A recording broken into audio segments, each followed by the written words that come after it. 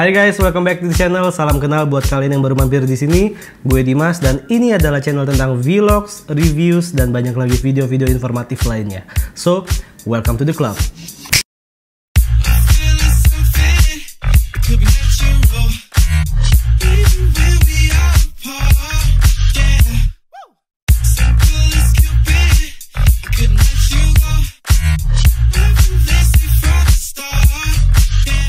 Sekarang udah bulan Mei 2020, yang berarti udah hampir 2 bulan kita stay di rumah aja. Ada juga yang masih keliaran, bos. Iya, gue tahu. Pastinya banyak banget dari kalian yang udah bosen, udah empet, udah jamuran banget di rumah ngurusin istri, anak, rumah, suami, dan lain-lain. Dan gue rasa banyak banget dari kalian yang udah rindu banget sama traveling, termasuk gue. Dan jujur, salah satu negara yang gue kangenin banget itu Jepang. Yes, Jepang. Ternyata negara ini emang ngangenin banget. Bersihnya, makanannya, ambience-nya, semuanya deh pokoknya. Dan gue baru ngerasain sekarang nih homesick sama Jepang. Ya maklum ya, soalnya gue udah tinggal di Jepang lebih dari sepertiga umur gue sekarang. Nah, untuk ngobatin rasa kangen kalian sama traveling, hari ini gue pengen ngajak kalian jalan-jalan keliling Tokyo. Kan PSBB, bos. Santai. Ini jalan-jalannya virtual, pakai Google. Dijamin seru lah pokoknya. Oke guys, langsung aja kencengin sabuk pengaman kalian karena kita bakal pergi ke...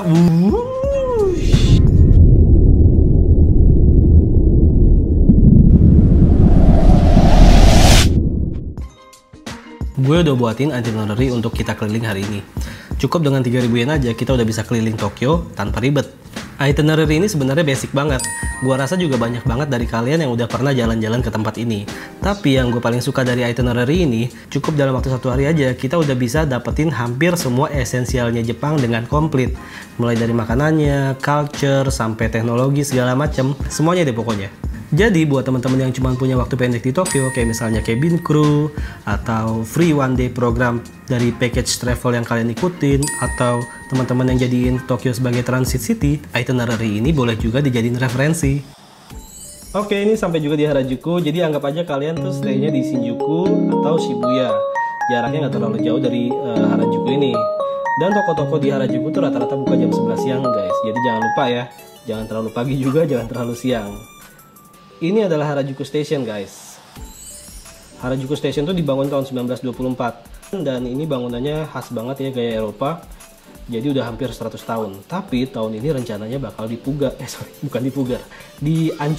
bukan dipugar ya. Dihancurin karena katanya ini bangunan ini nggak memenuhi standar keamanan fire departmentnya Tokyo. Makanya diperluas supaya lebih modern. Katanya sih gitu ya.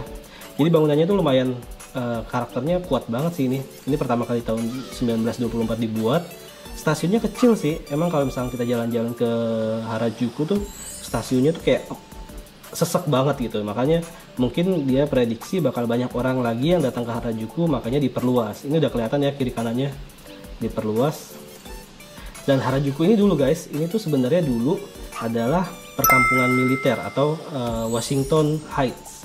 Nah, ini banyak banget tentara Amerika tinggal di sini, makanya terciptalah si culture Harajuku itu guys. Salah satunya dari situ. Oke, jadi Harajuku bisa diakses pakai Yamanote Line paling gampang, atau juga bisa pakai metro turun di Meiji Jingumae Station. Tapi itu agak ribet ya, mendingan pakai Yamanote Line aja, JR. Nah, setelah dari sini, sebelum kalian keliling-keliling, mendingan mampir dulu ke Meiji Jingu Shrine. Ini salah satu kuil Shinto yang paling terkenal ya di Tokyo ya. Nah, karena kuil ini diyakini dewanya dewa cinta, jadi banyak banget sampai sekarang itu kapal-kapal Jepang yang bikin acara pemberkatan weddingnya di sini. Nah, di tengah perjalanan dari gerbang yang tadi yang besar sampai ke dalam kuilnya itu kita bisa ngeliatin pemandangan yang bagus ya. Hutannya juga sejuk banget, segar banget, dan ada juga salah satu spot favorit untuk foto-foto tuh di sini. Ini barel sake ya, jadi ini sake biasanya tuh sumbangan-sumbangan dari perusahaan-perusahaan untuk kuil, semacam amal lah kurang lebih kayak gitu. Jadi Kaisar Meiji itu adalah kaisar yang mulai ngebuka Jepang ke peradaban modern. Dulu itu Jepang tertutup banget, nggak ada orang yang boleh berdagang ataupun datang ke Jepang. Cuman boleh 2 kalau nggak salah, orang Belanda sama orang Prancis. Makanya setelah restorasi Meiji, Kaisar Meiji ini mulai Jepang terbuka. Semua pelajar-pelajarnya dikirim ke Jerman, ke Eropa buat belajar. Oke, setelah dari sini kita bisa langsung ke Takeshita Street. Takeshita Street itu adalah si landmarknya Harajuku guys. Jaraknya nggak terlalu jauh. Kalau tadi stasiun tuh ada di sini, terus gerbang utama Meiji Shrine di sini, cukup jalan aja balik lagi ke sini ya, ke stasiun, terus turun ke bawah. Itu udah sampai ke Takeshita Street. Di sini kalian bisa belanja macam-macam ya, snack, makanan, terus baju-baju juga bisa, terus dan di sini juga ada drugstore sekarang. Jadi kalau kalian mau belanja obat-obatan atau kosmetik bisa juga di sini. Di sini kalian paling lazim ya ketemu sama Harajuku style tuh di sini. Karena Takeshita Street ini adalah salah satu jantungnya Harajuku ya guys. Oke, setelah dari Harajuku itu kita bisa masuk ke dalam. Di sini banyak banget yang jualan makanan-makanan ya guys. Ini salah satu yang jadi ikonnya Harajuku Takeshita Street itu Marion Crepes sama Angel Hearts. Tapi Angel Hearts yang di sini ini crepes yang di sini tuh udah tutup. Terakhir tuh gue lihat bulan lalu tutup. Kayaknya tutup untuk selamanya ya. Sayang banget sih sebenarnya, ini udah hampir 40 tahun di sini. Lama banget. Nah, selain itu ada juga makanan-makanan yang terkenal di Harajuku. Kayak ini ya, Krokuan Cho Zaku Zaku. Ini kayak krim pie goreng gitu. Terus ini ada juga manisan apa namanya? Kayak ya buat lucu-lucuan aja, buat foto Instagram. Terus ini juga ada roti, ini cheese, jadi yang kayak pelangi itu cheese. Rasanya sih kayak cheese biasa ya, cheese biasa di dalam roti panggang, cuman karena warnanya menarik jadinya orang banyak beli. Jadi tiga itu adalah beberapa makanan yang paling terkenal di Harajuku. Sebenarnya ada satu favorit gue di Harajuku itu ya, namanya kebab, doner kebab. Itu salah satu yang paling enak di Jepang menurut gue malah, karena dia sambalnya pedesnya pas banget. Kalau kalian jalan-jalan Takeshita Street, kadang kalian juga ngelihat orang-orang kulit hitam di sana ya. Sebenarnya sih mereka nggak ganggu, jadi kalian gak usah khawatir. Mereka cuma jualan barang-barang mereka. Mereka jualan baju-baju hip hop kayak gitu ya, topi-topi atau aksesoris-aksesoris, kalung-kalung hip hop kayak gitu. Jadi cuekin aja. Ini Takeshita Street kalau Sabtu Minggu ramenya minta ampun. Jadi baiknya kalian jangan kesini pas hari Sabtu atau Minggu, karena bakal rame banget. Tapi selama ini gue jalan-jalan walaupun rame banget, itu jarang banget ada kejadian kecopetan. Jadi gue taruh dompet atau HP di kantong belakang tuh aman-aman aja, nggak ada masalah.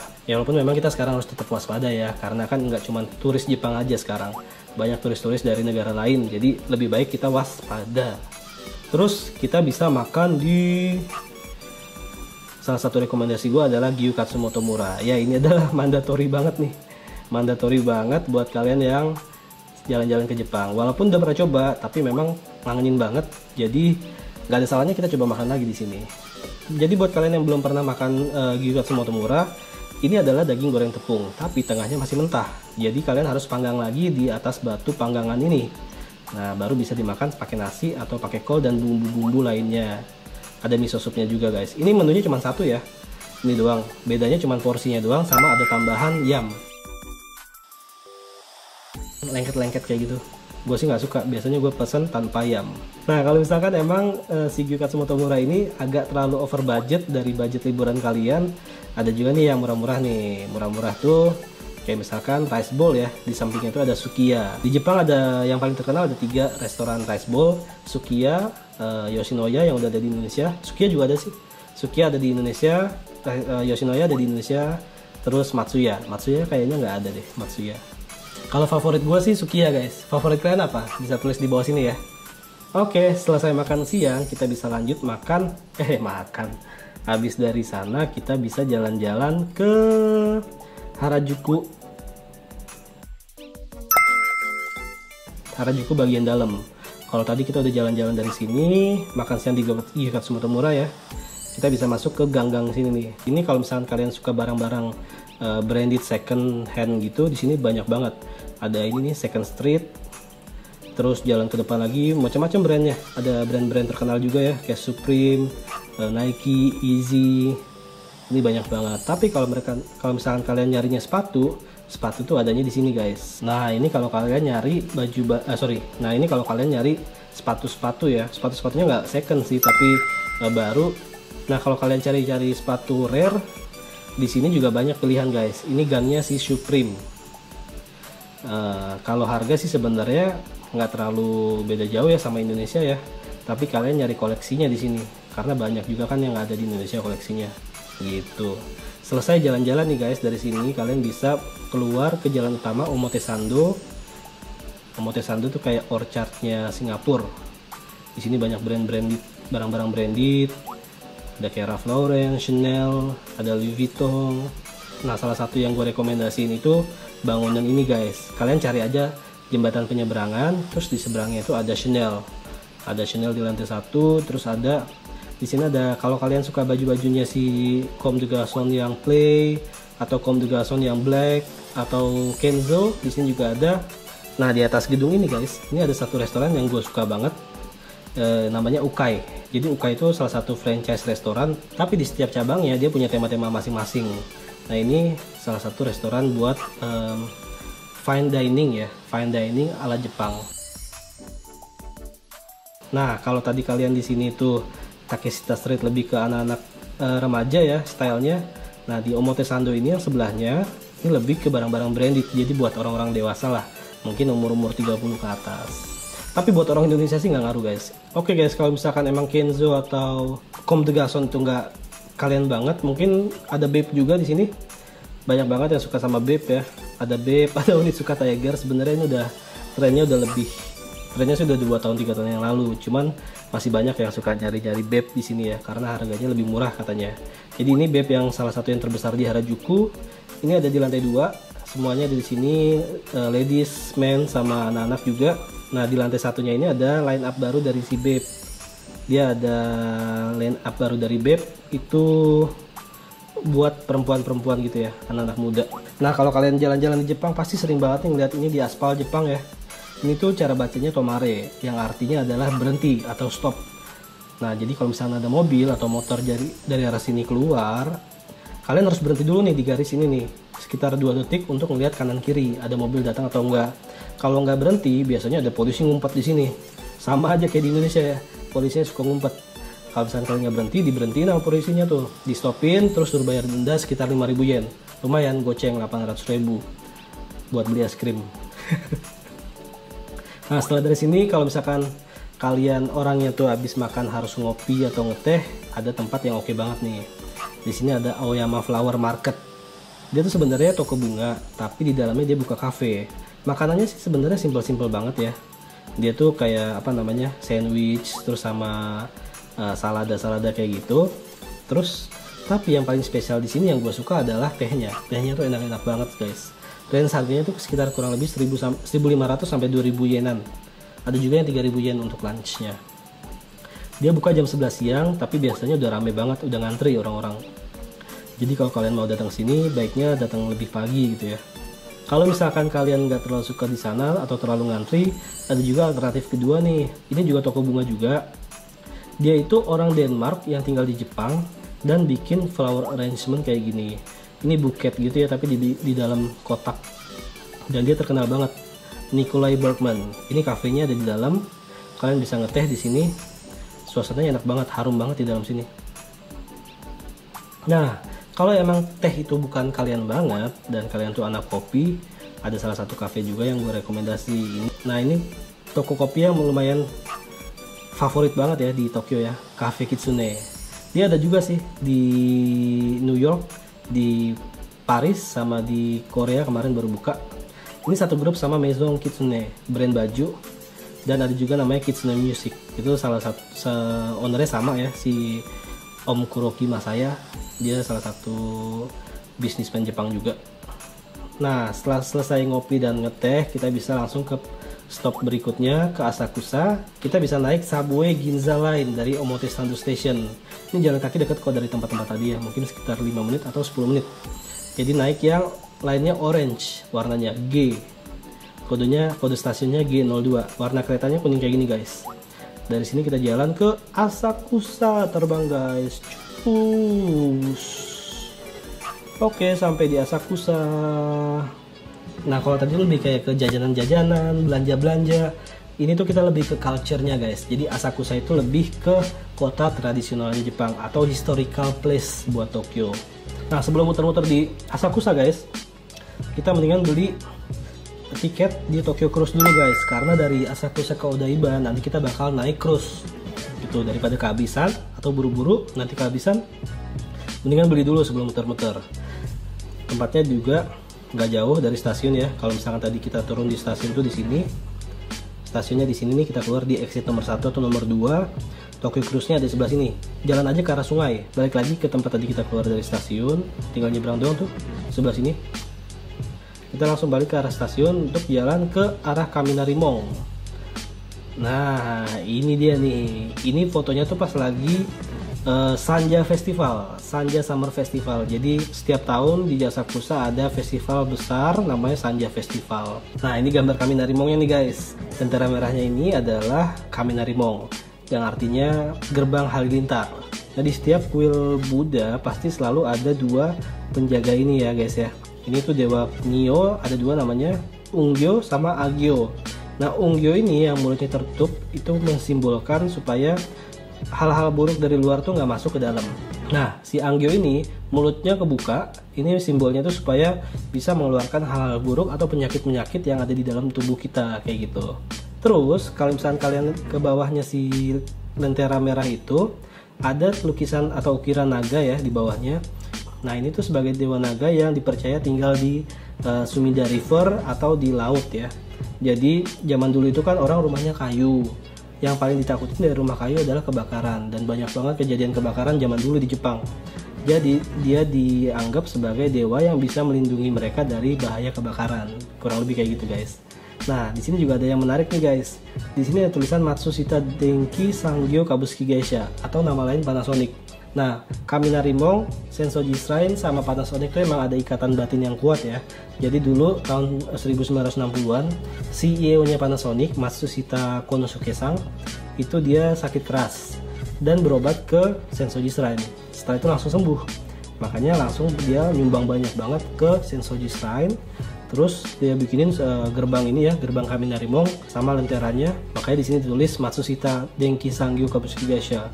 Di bawahnya tulis Matsushita Konosuke, namanya CEO Panasonic pada saat itu ya. Nah, si lentera merahnya ini dibuat di Kyoto guys. Jadi bahan dasarnya bambu dan ditempelin kertas-kertas gitu ya. Ini udah dibuat dari tahun 60 guys, tapi bukan berarti ini udah dari tahun 60 ada di sini. Setiap 10 tahun sekali diganti guys. Jadi masih rapi ya, masih bagus bentuknya kayak gini. Nah, setelah dari Kaminari Mall kita bisa jalan masuk ke dalam. Nah, ini namanya Nakamise Street atau pusat perbelanjaannya Asakusa. Nah, kalian bisa beli banyak macam-macam souvenir Jepang di sini guys. Mulai dari kipas kertas, terus sumpit-sumpit, ada kimono juga, macam-macam. Nah, untuk harga sebenarnya nggak selisih jauh guys.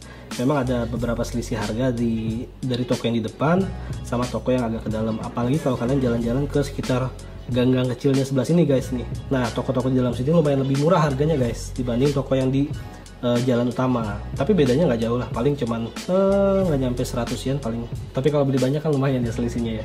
Oke, setelah itu kalian bisa jalan-jalan lagi ke dalam. Terus aja nih ya sampai ke dalam. Nah, ini sebelum memasuki gerbang keduanya Sensoji Shrine guys. Nah, di sini kalian bisa ngelihat sejarahnya gimana Sensoji Shrine ini dibangun. Awalnya itu ada dua nelayan ya. Ini dia lagi cari ikan, terus ngejala patung Dewi Kuan Yin warna emas gitu. Terus patungnya ini dikasih ke kepala desanya. Kepala desanya langsung dia rubah rumahnya jadi kuil gitu ya, tempat buat berdoa, dan dia juga jadi biksunya kayak gitu. Akhirnya berkembang jadilah Sensoji Temple itu besar seperti sekarang. Ini salah satu kuil Buddha terbesar di Tokyo ya guys ya. Dari sini langsung lanjut lagi ke dalam. Nah, tadi kan kita jalan dari sini guys, masuk dari luar ke dalam, terus bisa ke dalam sini. Ini itu dipercaya asapnya bisa menyembuhkan penyakit-penyakit yang ada di tubuh kita. Makanya banyak orang-orang Jepang tuh yang kenain ke kepala, ke bagian yang dia suka sakit gitu ya, suka pusing ke kepala. Nah, di sini juga ada tempat semacam ambil air wudhu. Jadi biasanya orang Jepang sebelum mereka berdoa, mereka ambil wudhu dulu di sini untuk mensucikan diri. Setelah itu baru berdoa ke mimbarnya ini, ke depan kuilnya. Nah, di bawah sini biasanya itu ada yang jualan jimat. Ini jimat-jimat, misalkan kalian mau sukses, banyak rezeki, atau misalkan mau punya anak gitu ya, ini ambil jimatnya di sini. Nah, jimatnya ini cuma berlaku setahun guys. Jadi biasanya kalau sekarang tahun 2020 cuman bisa dipakai sampai akhir tahun 2020. Ntar 2021 kalian ambil lagi yang baru. Makanya banyak orang Jepang kalau tahun baru tuh ke kuil buat berdoa sama ngambil jimat baru. Terus jimatnya itu biasanya ditaruh di dompet kalau nggak di tas. Nah, ada juga namanya ramalan omikuji. Kalian biasanya ngocok-ngocok gitu ya, ngocok-ngocok, ngambil dari kocokannya, terus keluar nomor berapa gitu ya, nanti diambilin sama si petugasnya.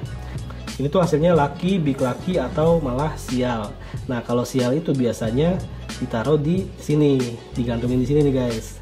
Nah, ini tuh biar semua dihilangin sama Dewi Kuan Yin. Jadi biar sial-sial yang mau datang ke tubuh kita, ke diri kita itu dilewatin gitu ya. Sebenarnya kalau kalian emang nggak suka rame-rame ya, datang ke Sensoji Shrine malam-malam juga lumayan enak banget tempatnya, lampu-lampunya nyala gitu ya.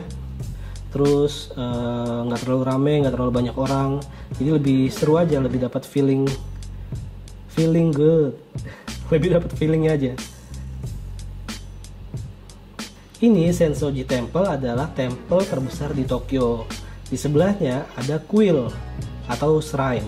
Shrine ini adalah shrine-nya agama Shinto. Di Jepang tuh ada dua, shrine sama temple.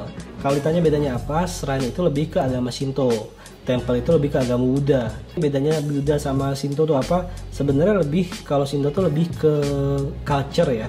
Nah, gampangnya gini, kalau di Jepang itu Shinto buat yang sekarang, hidup di masa sekarang ini. Nanti Buddha itu buat di masa yang setelah kematian. Jadi Shinto itu misalkan event-event kayak kelahiran, pernikahan, mau wisuda, mau masuk ke perguruan tinggi, itu berdoanya di kuil Shinto, di shrine ya.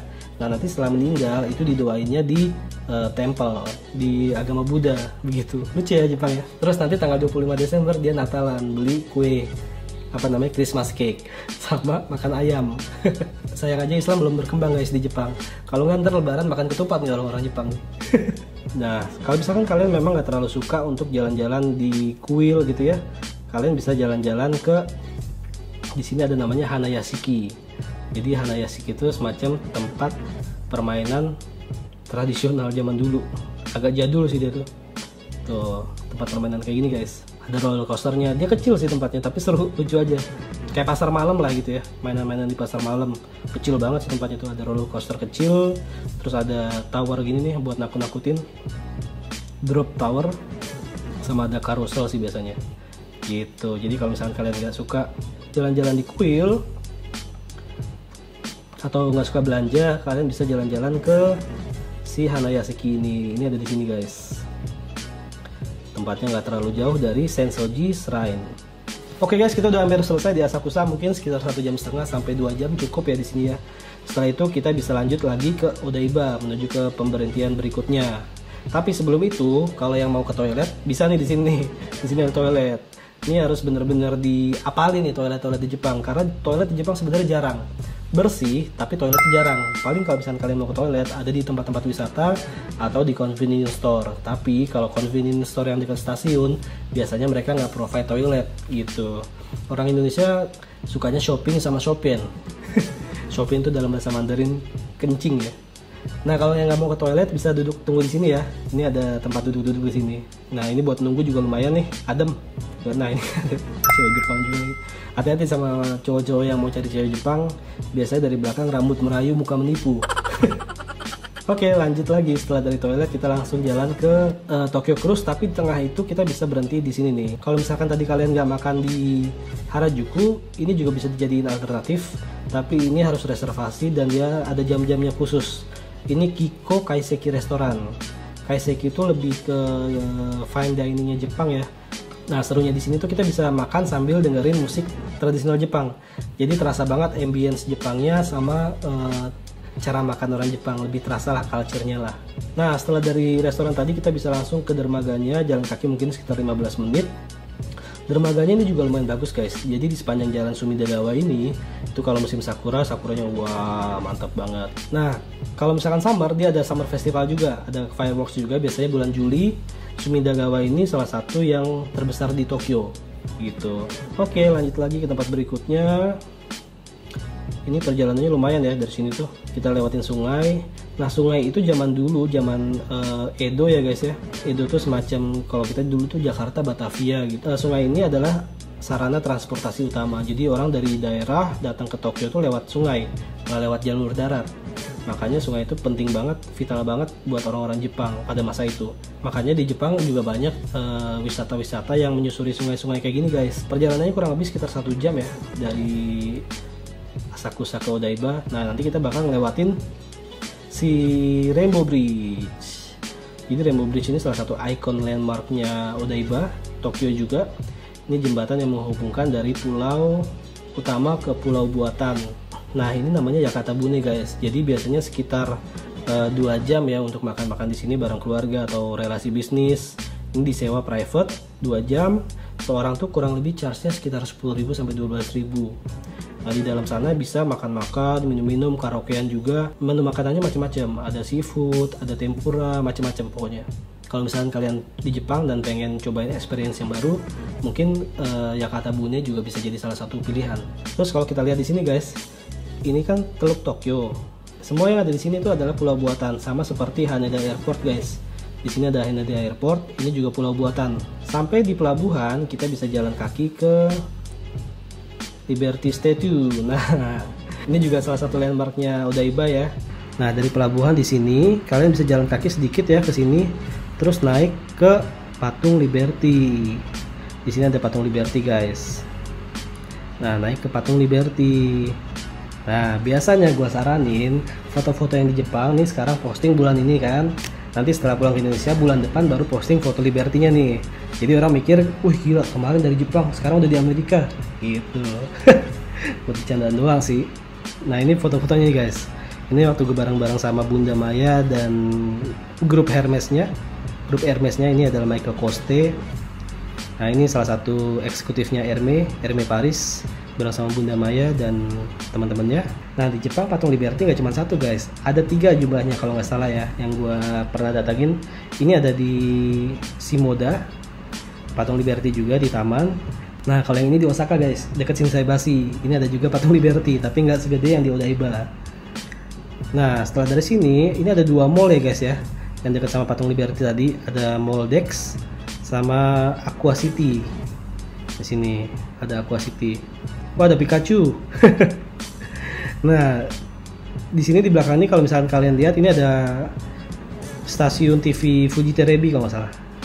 Selain dari tempat belanja dan toko-toko souvenir, di sini juga banyak banget restoran-restoran yang view-nya tuh kalau malam bagus-bagus banget.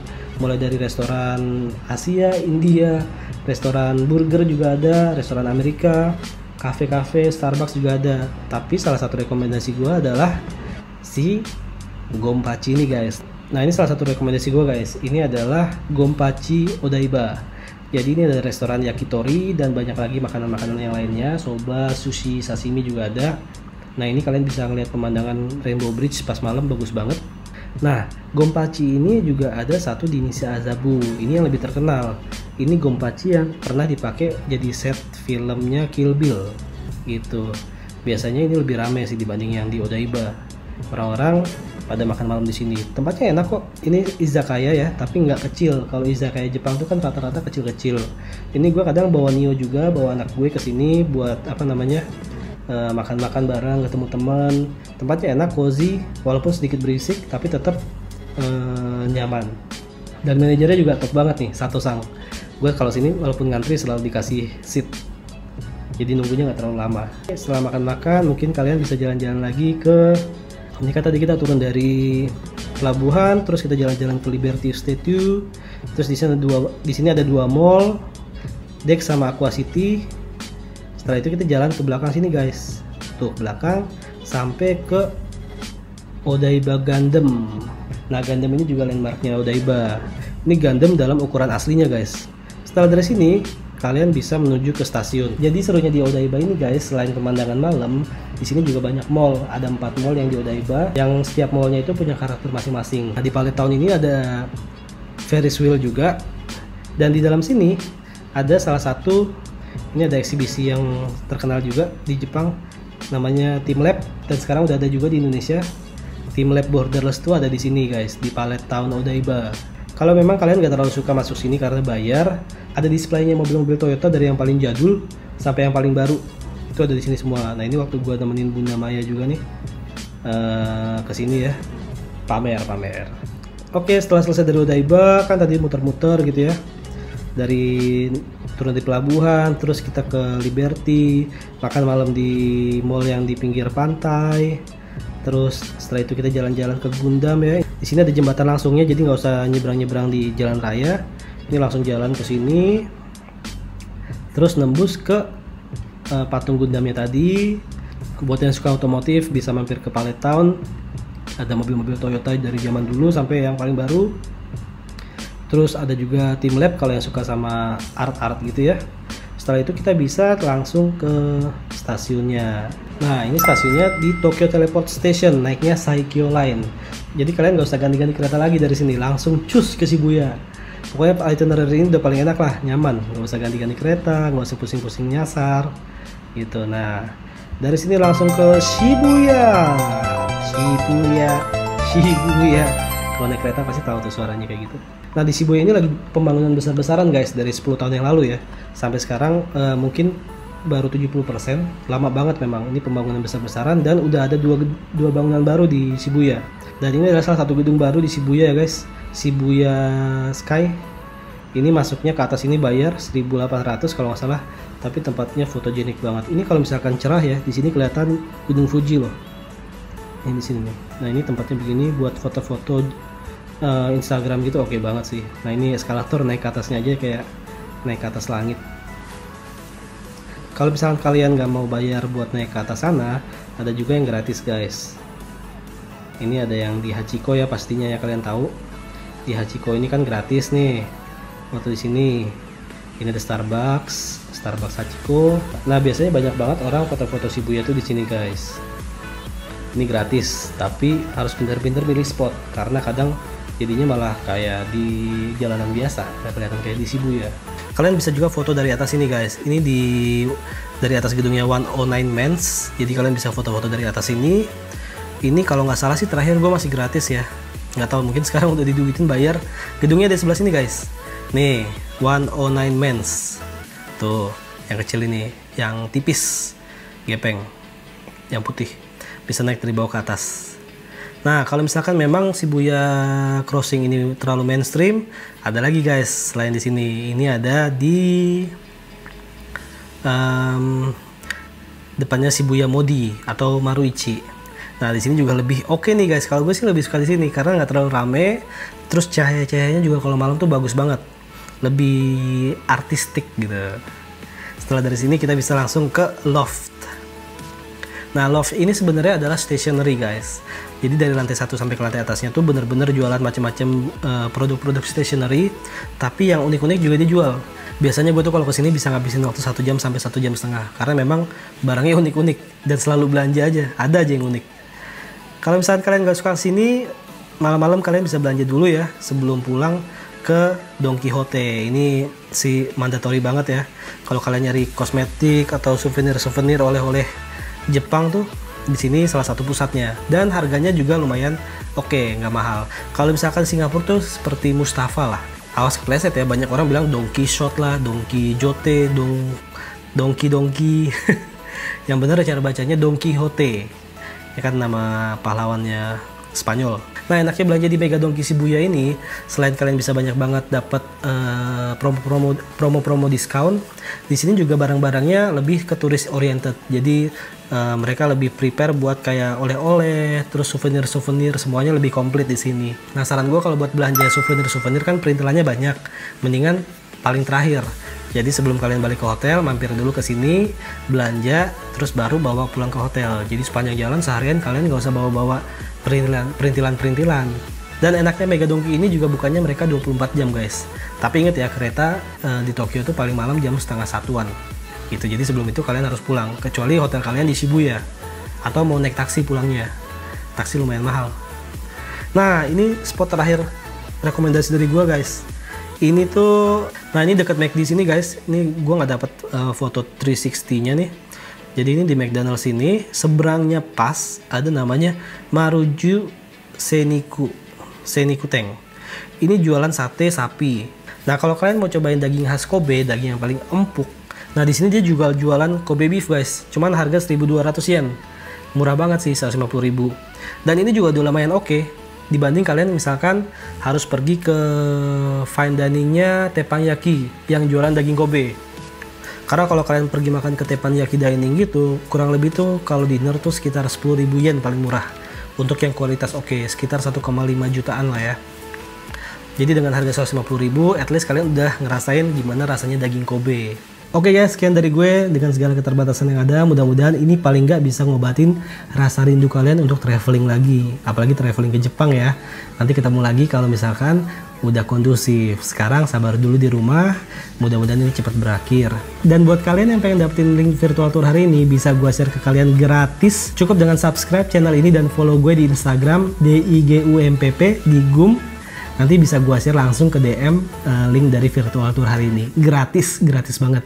Kalau misalkan dari kalian ada request untuk gue bikin virtual tour ke tempat-tempat lain lagi atau kota-kota lain di Jepang, tolong tulis aja di komen di bawah, nanti bisa gue bikinin di video berikutnya. Oke guys, thank you udah nonton video virtual tour hari ini. Mari kita belajar ikhlas untuk support channel ini dengan cara subscribe. Stay safe buat kalian semua dan jangan sampai kena corona. Terima kasih.